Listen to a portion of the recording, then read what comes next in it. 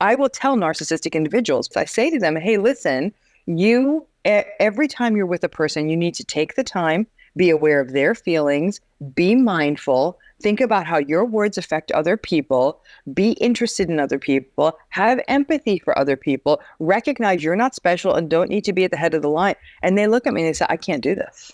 But it's almost like telling someone you need to leave all your junky foods and your breads and all of that aside, and you need to walk 3 miles a day. They're like, yeah, and I'm not going to do that. And so then you're not going to lose the weight and keep it off. Like, I mean, it's just, I'm just telling you the facts here. So to pull somebody out of the narcissistic swamp, it means that that narcissist has to do daily work. I can count on one hand in my 20 years of clinical practice the number of people who've been able to pull that off.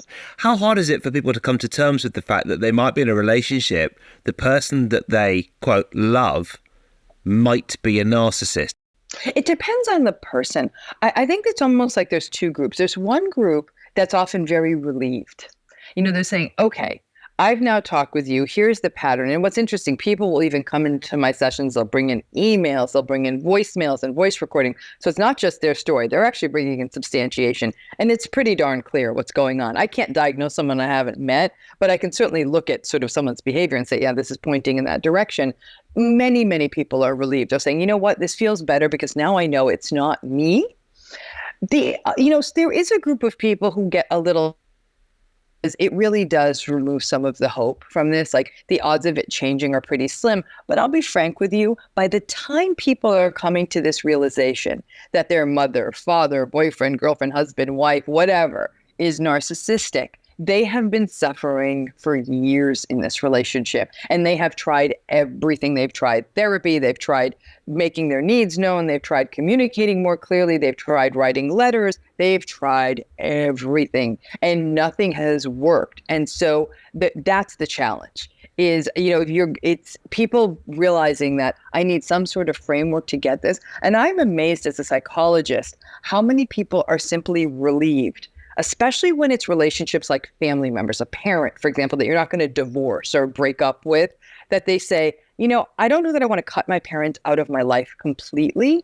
However, now I am able to put up some pretty strong boundaries, and I now know how to manage them, and I'm going to stop turning to them for something they're never going to be able to give me. You've written some excellent articles for Oprah magazine, and there was one that I particularly enjoyed for Vice, and it's about how to argue with a narcissist. And there's some great stuff in there. You talk about word salads. Yeah, so word salad is, for people who, it's almost like anyone who's experienced word salad will say, oh, I didn't know there was a term for that, that, you get into this conversation with somebody, and then the conversation may heat up and trying to have some accountability, and before you know it, it has completely, like, the person is just talking and talking and talking and talking. And each by itself, each sentence may actually even be making a point, but all together it is completely deflected from the original argument. And that point of deflection and confusion all goes into the much bigger topic of gaslighting, which is a central element of every narcissistic relationship.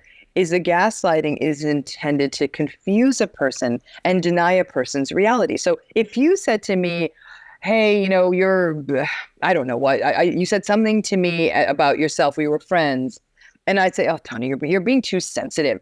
Right in that moment, I disrespected you because I was almost telling you your feelings aren't valid. Your feelings are too much, or your feelings are too little, or whatever they are. I disrespected you. Now you're leaving that conversation saying, well, maybe I am too sensitive. She's a doctor after all. And, maybe she knows something. So I've not done you any favors. It's very unkind to doubt someone's reality. And word salad does that by confusing a person. But what it does for the narcissist is it shields them from shame. The last thing a narcissist ever wants to be is wrong. Because if they're wrong, then their insecurity comes out, that people are going to see that they aren't all that, really. And so they're always trying to shield that. So once a person has an argument with a narcissist and starts pointing out some of their deficits, like, hey, you're always late, or you never do your part of what you say you're going to do, or you're always telling me lies, or your stories don't add up, or whatever it is, this is showing something about the narcissist that the narcissist doesn't want the world to know. So they're going to do everything in their power to deflect someone from seeing that, including things like word salad or anything else designed to confuse the conversation.